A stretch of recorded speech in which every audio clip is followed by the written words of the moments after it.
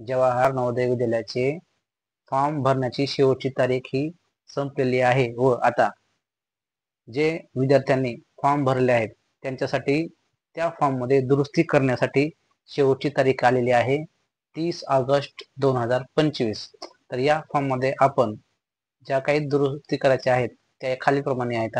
यामध्ये आपण male female म्हणजे आपलं जेंडर चेंज करू शकतो किंवा चूक जर झाली असेल ते दुरुस्त करू शकतो.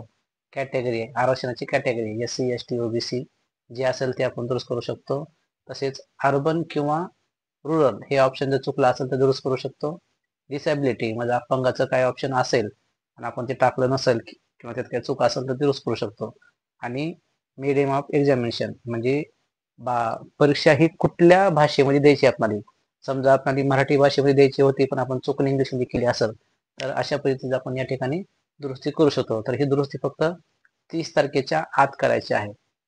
तरी ज्या ज्या विद्यार्थ्यांनी रजिस्ट्रेशन केलेलं आहे त्या विद्यार्थ्यांनी आपला फॉर्म एकदा चेक करून घ्यावा काही चुकलं आहे का नाही ते, त्यानंतर सबमिट करावं. तसंच हा व्हिडिओ आवडल्यावर लाईक आणि सबस्क्राईब करा. धन्यवाद.